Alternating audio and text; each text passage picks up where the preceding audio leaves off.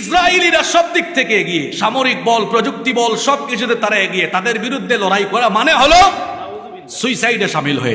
আছে যে জাতি মূর্তি পূজা করে না তাদেরকে দ্রুত থামিয়ে দেয়া যায়। ফিলিস্তিন ইস্যু এসে মুসলিম নামধারী মুনাফিকদের মুখোশ উন্মোচন করে দিয়েছে। আমরা হামাসের শয়তানের সাথে না, এরা হচ্ছে ইহুদি মদতপুষ্ট, একে তৈরি করেছে ইহুদিরা। এই ইসরায়েলের জন্ম দেওয়া হলো, হামাসের পিছনে জন্ম হলো ইহুদিরা জন্ম দিয়েছে। ওই জন্য ফিলিস্তিন থেকে ভাগ হয়ে আলাদা গাজা দখল করে বসে আছে। আমাদের দেশে তো কিছু ঘুমটাওয়ালা বের হয়েছে, ঘুমটাওয়ালা আলেম। তারা বলছে যে ইসরায়েলিরা সব দিক থেকে এগিয়ে, সামরিক বল, প্রযুক্তি বল, সবকিছুতে তারা এগিয়ে। তাদের বিরুদ্ধে লড়াই করা মানে হলো সুইসাইডে শামিল হয়ে যাওয়া। ইন্না লিল্লাহি ওয়া ইন্না ইলাইহি। তাহলে বদরের ময়দানে যখন লড়াই হয়েছে তখন কি মুসলমানদের শক্তি সামর্থ্য কাফিরের চেয়ে বেশি ছিল? তখন কি নবীজির সাহাবীরা বলেছেন, নবী বদরের ময়দানে এই সমৃদ্ধ, অস্ত্র সমৃদ্ধ, শক্তি সমৃদ্ধ কাফিরদের সাথে লড়াই করা মানে আত্মহত্যার শামিল হওয়া? তারা কি এটা বলেছেন? বরং বুখারীর হাদিসে এসেছে, সাহাবীরা বলেছেন, নবী চিন্তা কইরেন না, আপনি ইযহাব আনতা ওয়া রাব্বুকা ফাকাতিলা ইন্না মাআকুমা মুকাতিলুন। আমাদেরকে লড়াইয়ের ময়দানে নিয়ে যান, যতক্ষণ দেহে প্রাণ থাকবে আমরা হয় শহীদ হব, জীবন দিব, নইলে আমরা যুদ্ধে বিজয়ী হব। প্রাণ থাকা পর্যন্ত লড়াই করে যাব। আল্লাহু আকবার। আর ঘুমটাওয়ালারা কি বলছে? এটা আত্মহত্যা, সুইসাইডের শামিল।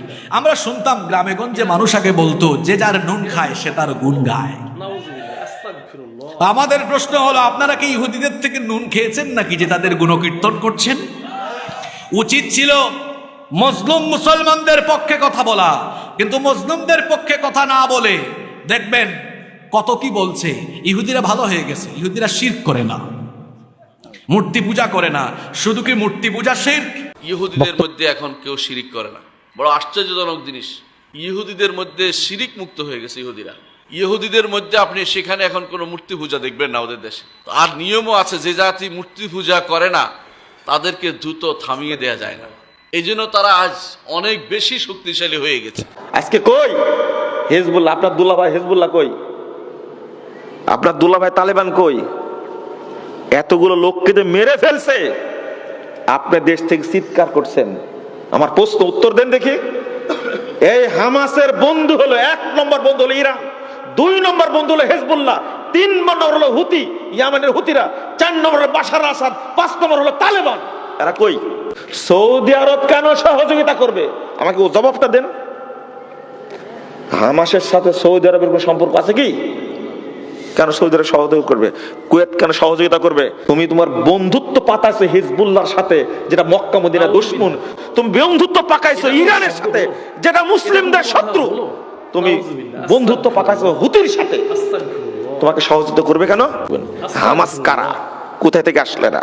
সিরিয়ার মতো একটা দেশ যখন জয় হতে যাচ্ছে, বিজয় লাভ করবে, সেই সময়ে ইসরায়েল আর হিজবুল্লাহ যুদ্ধ বন্ধ করে দিল। ইরান, হিজবুল্লাহ, ইসরায়েল মিলে সিরিয়াকে ধরার জন্য আগালো। খেয়াল করেছেন আপনি?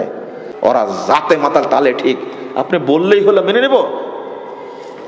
আপনি তালেবানকে জামাই মনে করতে পারবেন, আপনি তালেবানকে দুলাভাই মনে করতে পারেন, আমি পারি না মনে করতে। আমি তাদেরকে চিনি, আমি তাদেরকে বুঝি। আপনি সিলের মতো সিললেই হবে? আল্লামা আতিকুর রহমান কাশ্মীরি, তিনি কাশ্মীরের একজন রাজ পরিবার সাথে জড়িত।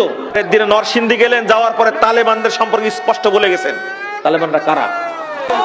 এই আফগানিস্তানের আহলে হাদিসদের যত মসজিদ, সব মসজিদ তালা লাগা দিছে, নামাজ পড়তে দেয় না। মাদ্রাসাগুলো সব বন্ধ করে দিয়েছে। হক বলবো, একদিন প্রমাণ হবে ইনশাআল্লাহ। কালকে দেখবেন যে ফিলিস্তিন স্বাধীন হয়ে গেছে। এই বাংলাদেশের শাহবাগ থেকেই ফিলিস্তিন স্বাধীন হয়ে যাবে। মার্চ ফর গাজা দিয়েছে, এগুলো ভাইরাল হওয়ার নিশা।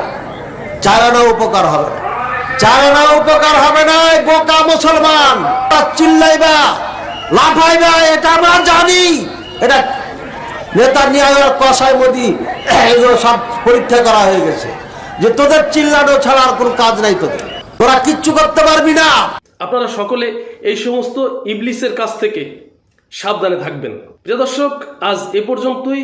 আপনারা সকলে ভালো থাকবেন, সুস্থ থাকবেন। আল্লাহ হাফেজ।